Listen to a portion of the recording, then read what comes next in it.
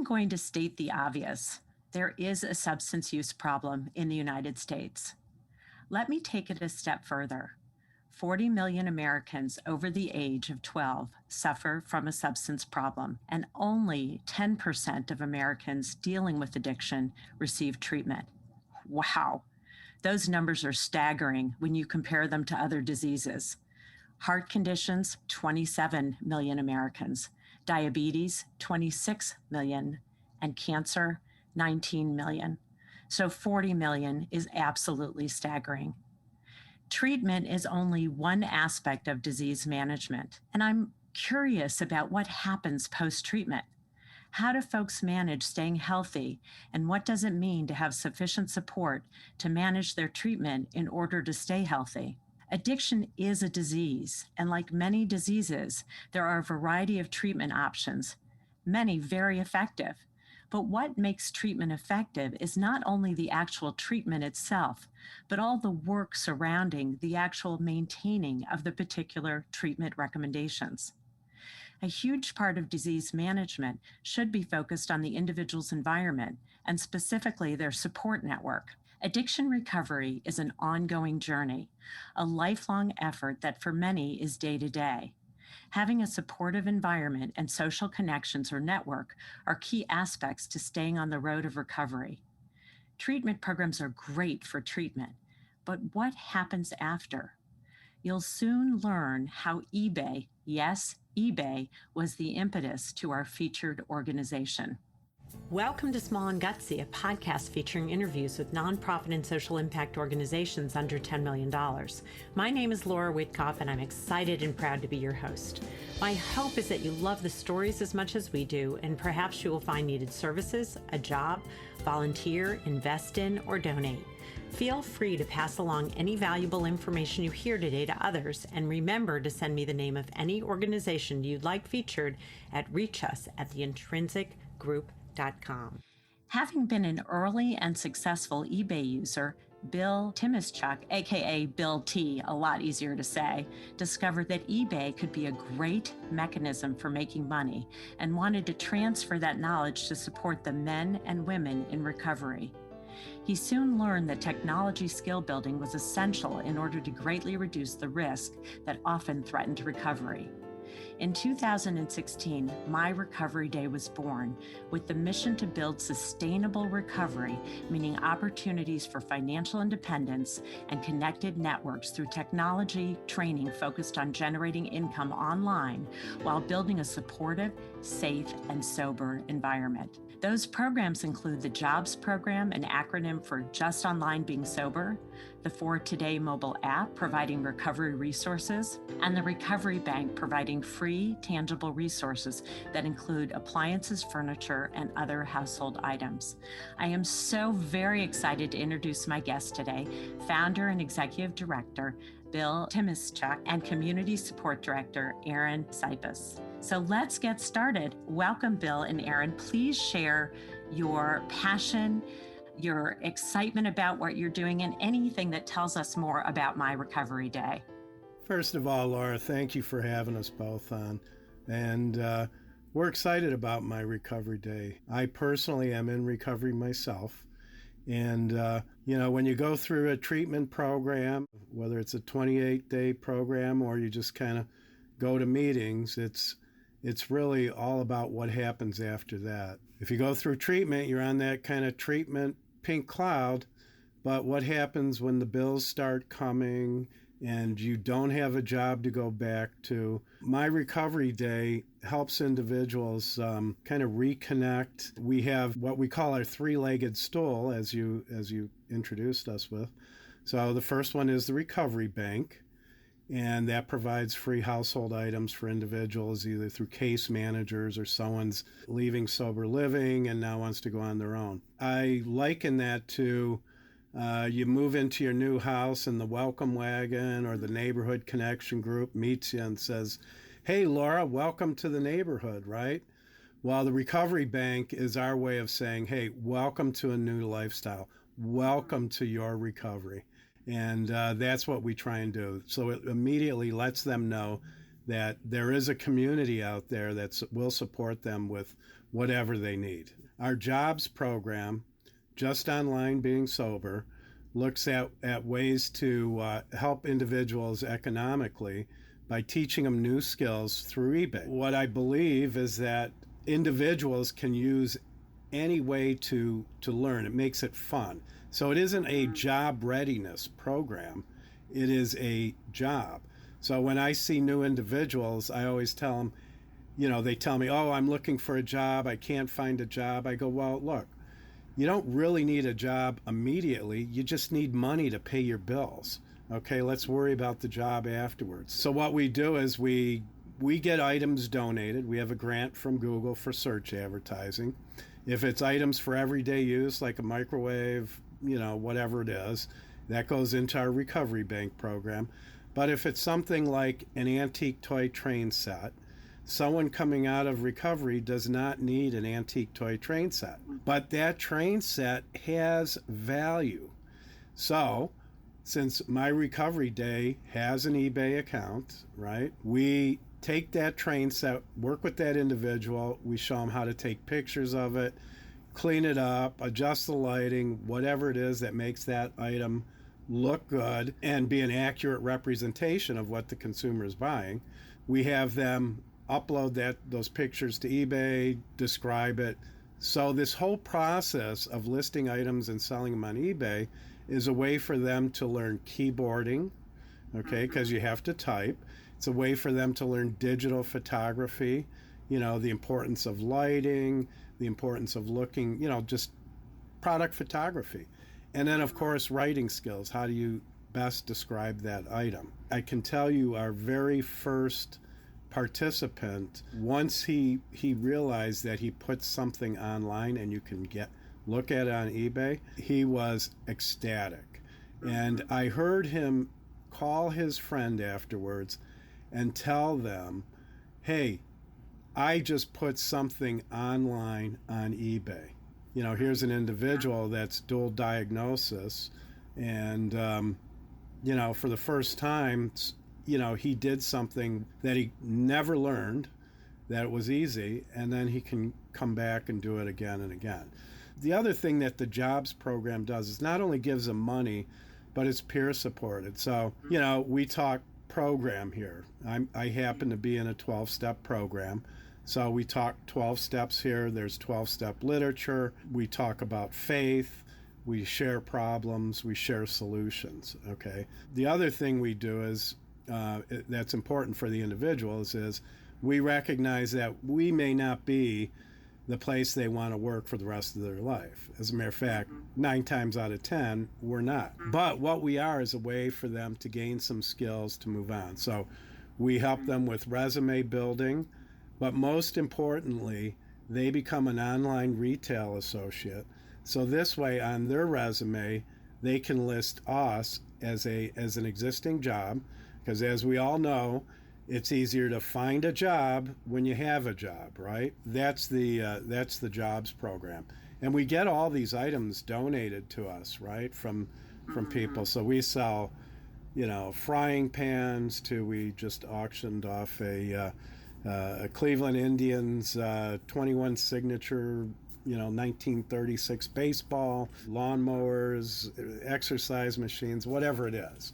And so there's a wealth of product that we get, and we're able to work with individuals to have them list that, and then they share in the revenue of that, right? So they get immediate cash. So it's not like, okay, well, we're going to learn keyboarding today. Maybe you'll use that in your job, maybe you won't. So what we do is say, here's some money. It's in the form of a product. You're going to learn how to sell that to convert it to cash. So our nonprofit takes donations and converts them to cash. And that cash is used to fund us as well as the individuals.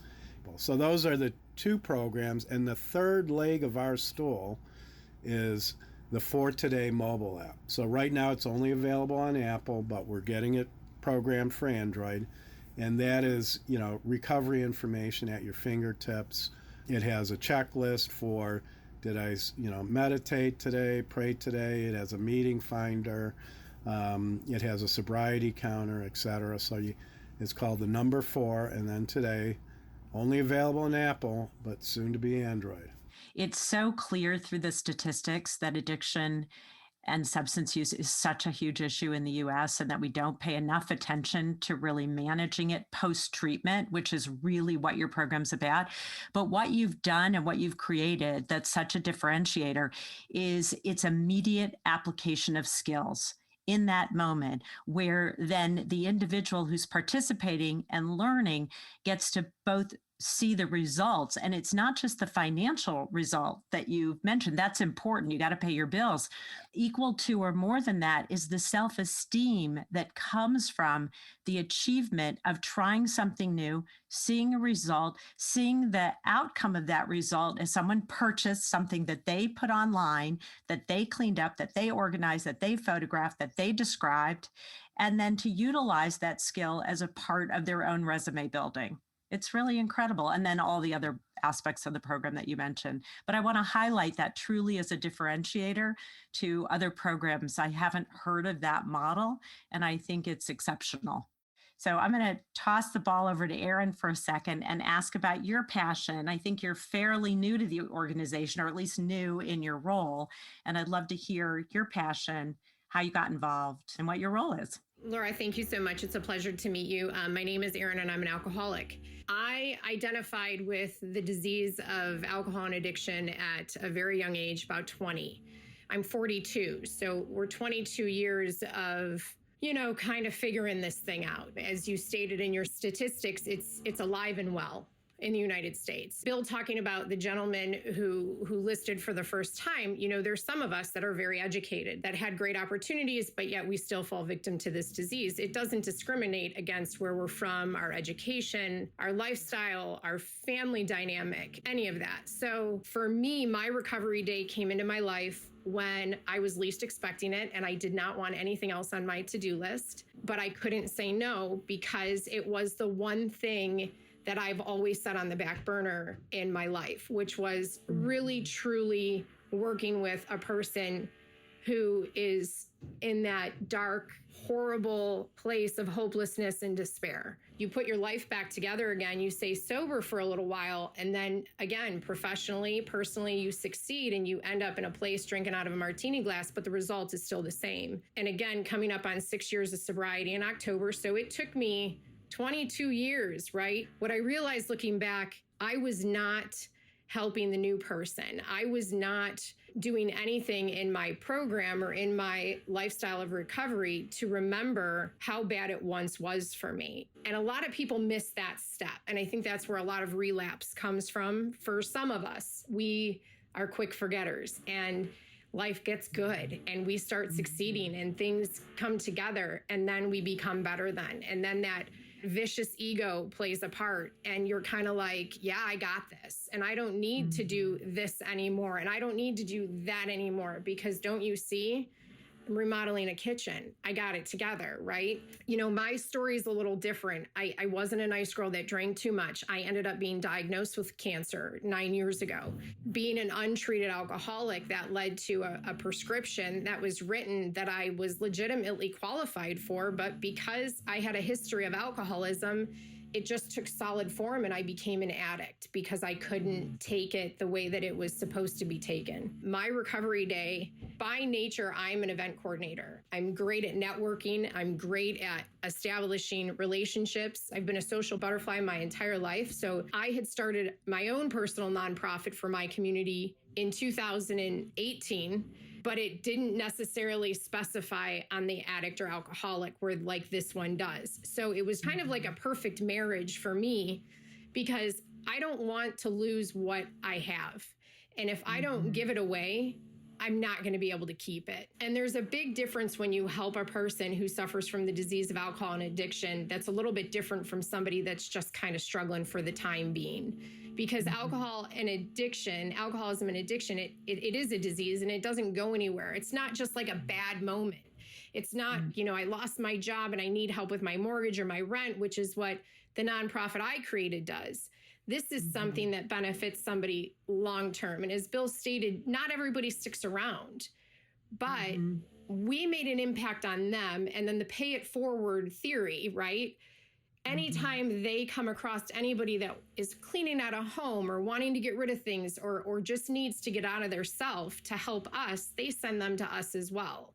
So it's kind of a really neat chain of events that takes place when you help one person and the ripple effect of how it helps everyone else. Living with this disease 24/7, it never goes away.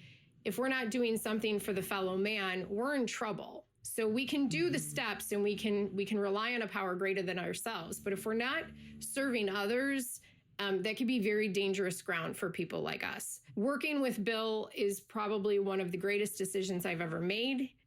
He is extremely forgiving when my time does not allow me what I wish it would to give. But what's really cool is that every single thing that I do today benefits someone else. Quite frankly, that's kind of the greatest medicine we could possibly have. So, Erin, first of all, I'm terribly sorry about the cancer diagnosis, and thank you for sharing. And your story is so deeply moving in so many ways. One of the key ways I want to highlight is, we interview lots and lots of organizations that are both for-profit, that have a social impact, and nonprofit. And in every single situation, I am always reminded that we are one step away from being in the situation of the people we serve. And you really highlighted that beautifully. And I think it's not just for folks in the addiction world, but all of us as a community should remember that we are just like the other. And therefore, what can I do? I think our community would be larger and more caring. And you are part of and recognize that being part of a caring community not only has the ripple effect of which you spoke, but actually supports you on your own journey. And it is a disease that never goes away. And many of us deal with things that never go away. So to be able to, as you said, pay it forward is such a beautiful, not even a metaphor, it's an actuality of if we could do more of that, we would have the kind of society I think My Recovery Day is striving to be a model for. So thank you for that. I really, really appreciate it. I'd love to get a sense of the programs you talked about, sort of how they work. Erin, you're part of the community outreach piece. And what does that entail?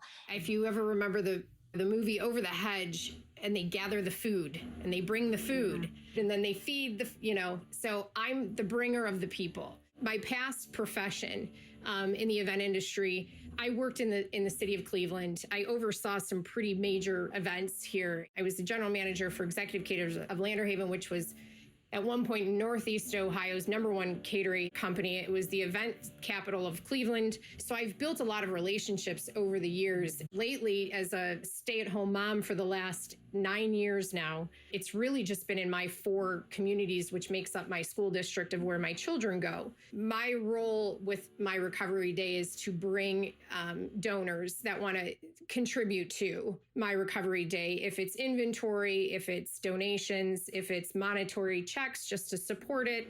Again, I'm that girl that's not afraid to be told no. Give me all of your money that you're just trying to get rid of because you want to do good so we can do good with it. And again, being the founder of my own nonprofit, not paying myself, knowing that the paycheck and the reward is much greater to just help another human being. It's kind of interesting that most people want to do the same thing.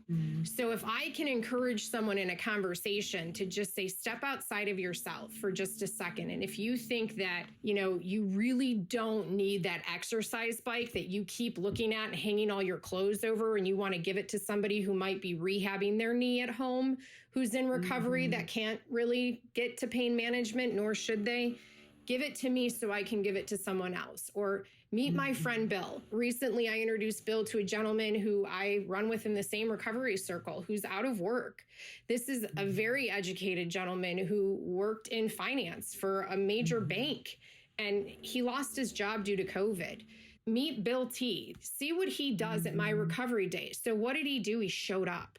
And even if it only gave him a week, 2 weeks, 3 weeks of something to do to keep his mind out of depression, severe anxiety, all of the things that we all struggle with as normal human beings, alcoholic addict or not, gave him an opportunity to keep him busy. You know, they say, what is it? A quiet mind is the devil's playground, right? So if our hands and our feet are moving, we're less likely to get into trouble. So that's my job, is to bring the food to Bill T so Bill T can distribute it to help others. Folks who are in recovery or trying to be in recovery or considering it, COVID had to be such a shutdown of everything, including the support networks, but really being able to offer the connection, whether someone is in a position to volunteer and provide or give, or in a position to receive, both have a role in that can be a part of their recovery. It's interesting that you say that, because I've actually been thinking a lot about this in the last week. Alcoholics and addicts chase effects, right? We chase an effect. Yeah. We chase something that feels, that makes your belly rumble. I can get a feeling doing this podcast by communicating and get goosebumps, and my hair stands up just talking about everything. There was another gentleman who also lost his job who's in IT, but he was able to come to my recovery day, and he was able to exercise his skill. He was able to physically feel and see the impact that it made on Bill T in my recovery day, go home, and then be able to reflect back on what he did for the day. COVID made so many people sit still. You know, it's much easier, like you said, the isolation, to get sucked into that wormhole or that dark place. Huge to be able to get out of yourself and physically take an action to benefit another person. Best medicine on the planet. Right. It's so key. It's so important. So let me bounce it back to Bill for a second. I imagine in the last almost 5 years, you have stories of your own. And you mentioned one where you saw this light bulb, you saw this enthusiasm, you saw this gentleman call his friends and say, guess what? I just posted something on eBay, check it out. And what a wonderful feeling. I'd love to hear a couple other highlights that you want to share. I mean, there's always stories of hope and joy. It's almost every day. What's really interesting, and I'll give you a couple scenarios. One is, I actually go out with a couple guys and we'll pick stuff up, right?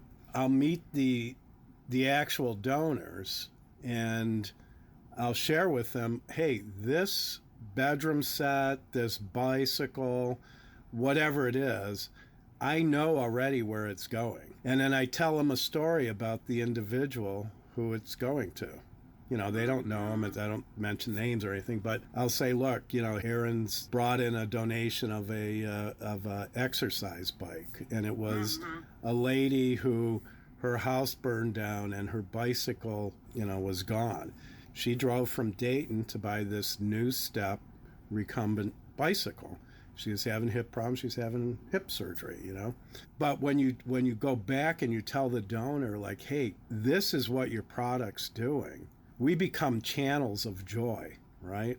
So we bring joy to the donor by telling them exactly what we're doing with the products. And then we also, every donation we get, we tag it with a donor ID. So at the end of the year, they get a recap of everything that was sold. So we track all the assets. They get a tax deduction. Outside of the tax deduction, what I really see happening is you're personalizing the story for the donor, and it connects them even if they don't know who they are. It brings it to life for the individual rather than it just, I'm going to drop it off at a place and not know what happened. So you're really connecting those dots for the donor. I have another question, because I know you have a program that is also like a good neighbor program in a way. When someone needs things who can't afford them, who's part of your program, you're going to, show up with a toaster oven or show up with, something they need. As things come in, how do you know which are going to be sort of on eBay and which are things that you're going to give to folks? How does that work? If it's everyday items, and most of them like dishes and refrigerators, or it could be, the biggest giveaway is probably a microwave. Those are kind of common items. They don't bring a lot of big money on eBay, plus they're hard to ship. I had one social worker from a local agency say, Bill, the worst thing is to set someone up with an apartment or some kind of sober living, and they're basically sleeping on a mattress and eating with a plastic knife and a fork. So what we do is they recommend stuff, and they'll give us a list. They'll say this person needs, and it could be TVs. We get flat screen TVs in here as well, stereos. We set them up with whatever it is they need, all within reason, right? We don't give them like 5 microwaves. Walk me through sort of a typical person who shows up and assessing sort of the things that they might need and how you go about that. If they need stuff for everyday life, we give it to them, right?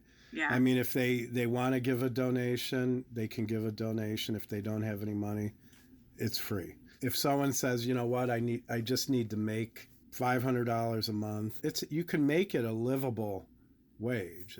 No two ways about it. But when someone comes to us, we show them like, okay, here is a autographed baseball, okay? And this is how we take pictures. It's very quick. I mean, showed a young lady how to set things up last week. A couple of her items sold, and she was only here a couple hours. It's hands-on, then how to get that product onto the computer so that those images can be uploaded to eBay. And we use Facebook Marketplace, and we'll use OfferUp and some of the other platforms as well. So it just depends on the item. Like a bicycle, we're not going to put up on eBay, too much of a pain to ship. So we might put it up on Facebook Marketplace or OfferUp. So they do learn other vehicles for selling items online.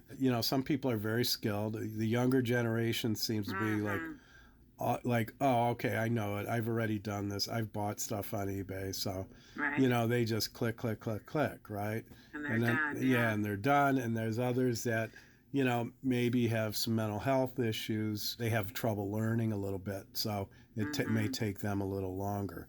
So when they come in, we kind of work with them to see where they're at. So an individual coming in can pull that item that's already been valued and list it.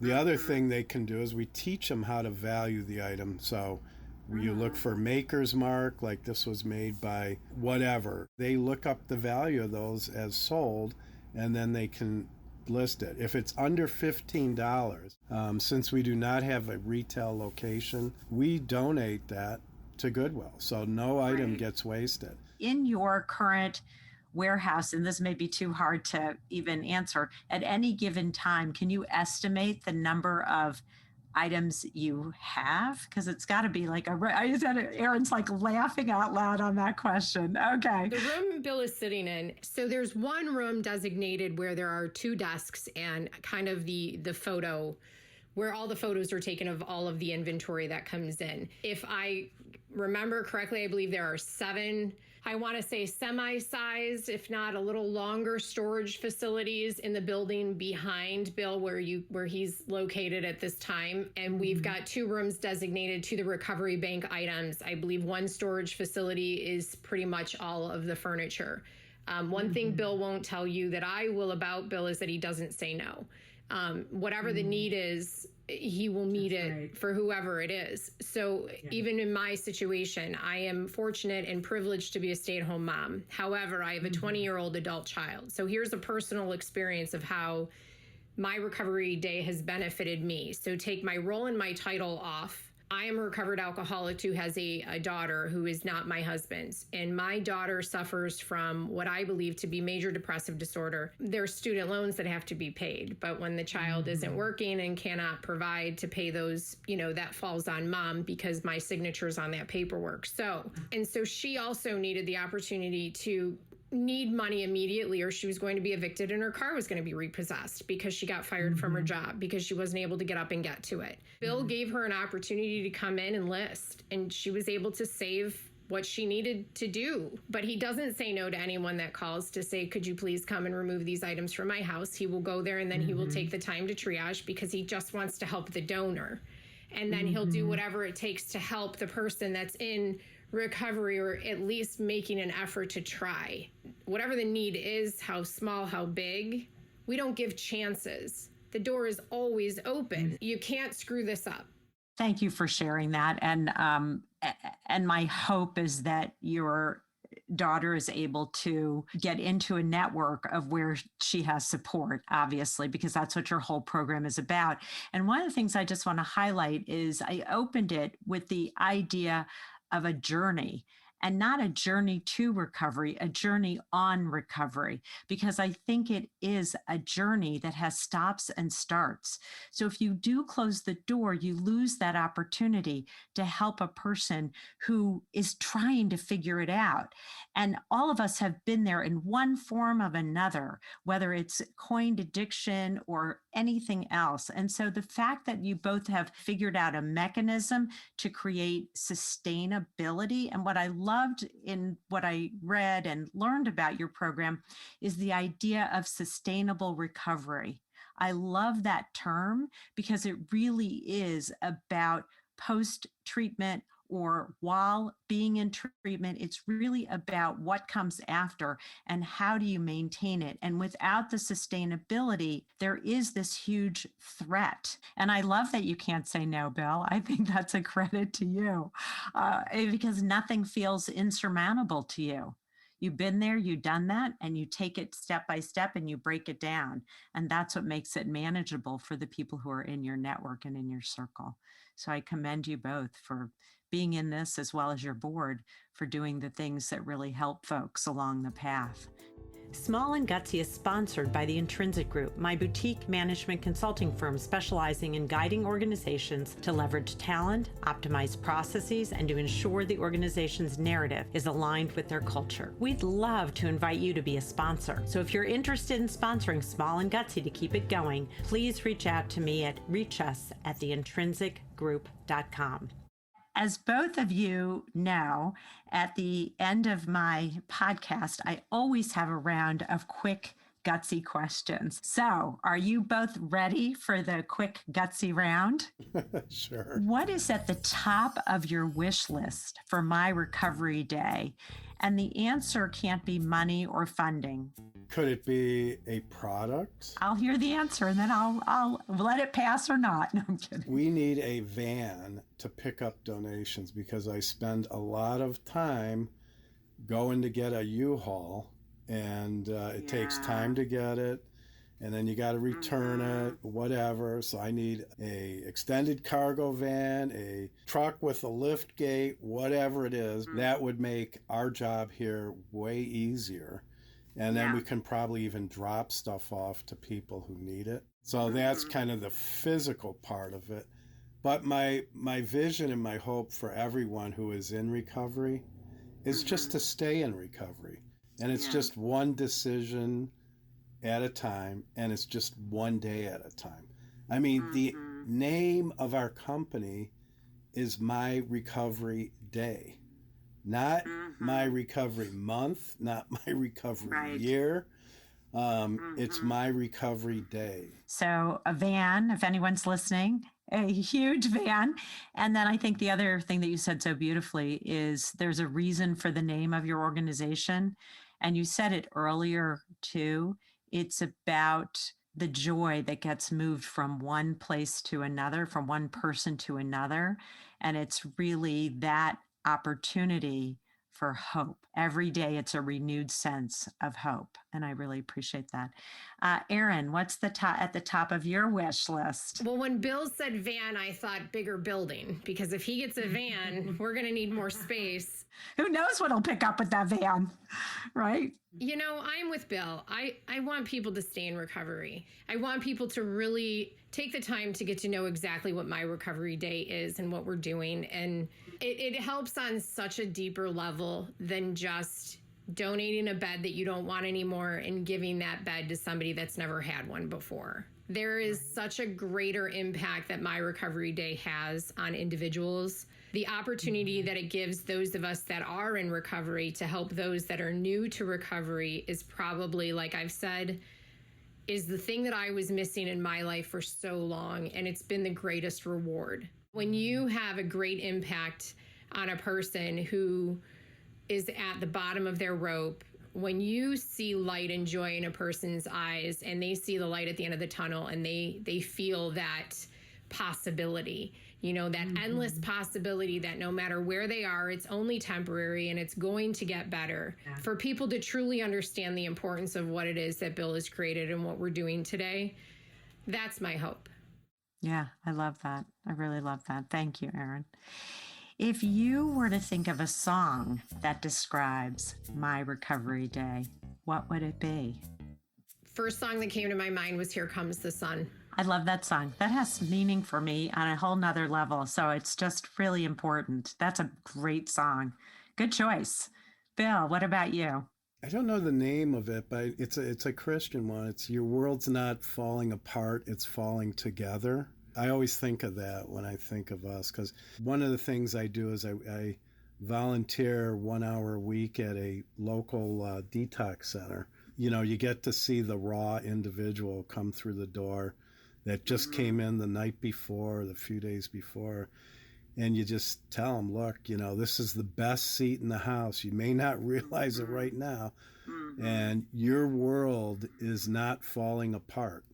It's just falling together. It's a great lyric, and it's a great mantra, I think, for people to hold on to, because what it speaks to is hope. What makes your organization gutsy? It's gutsy. What makes it gutsy? We think out of the box, and we think grassroots. We think, let's get in the trenches and fight the war, win the battles, If you look at our logo, you'll see that it looks like the recycle symbol with the arrows. And the inside of the arrows were erased, and it forms a triangle. That a triangle is the delta sign, which means change, right? Change. Difference. So we recycle, we're about change, and then there's two individuals within that triangle holding with arms around each other. So we are individuals supporting each other in a changing environment. And the best form of recycling, Laura, is reusing products, right? So not only are we recovering people, but we are recovering products. So we're helping reduce the carbon footprint just by what we do. I love that. It's really multi-purposed on so many levels. Erin, anything to add to what makes my recovery day gutsy? We don't close our door to anyone, right? So you have no idea who's walking through it. You don't know their intention or their motive. The moment that door opens and Bill lets them into his office, I've thought of that plenty of times. If there is a need, we will meet it, and we will invite them into our establishment, and we will allow them to look to see what it is that they need to take with them. That's gutsy. You have to have faith, and you have to have a belief that this thing is going to work. And when you post something on eBay, you don't know if someone's going to buy it or not. And that's a risk that you take. That's time and energy and storage. That makes this pretty darn gutsy. Bill with this van and this truck, and he just keeps picking stuff up. And I don't know where it's all going to go, but that's really gutsy for this Virgo OCD girl over here, because there's a lot of stuff. There's a lot of inventory.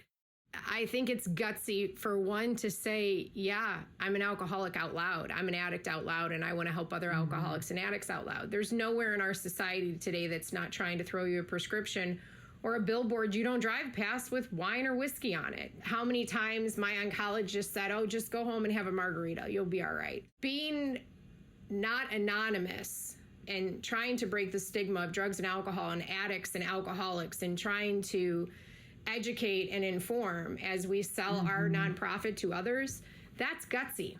And really having a voice about it, really speaking up about it, it's great. What is something that outsiders, or maybe even a few insiders, don't know about my recovery day? The ripple effect of keeping someone in recovery. It's not just about the individual, it's about the family. Alcoholism and drug addiction is a family disease, right? But it goes beyond just the family, okay? It affects the workforce environment. Right. 1 out of 4, 1 out of 7 individuals in a workforce has or is struggling with addiction, or a child in addiction. Taxpayers in general pay the price for addiction, okay, because of incarceration, the cost of incarceration because of drugs.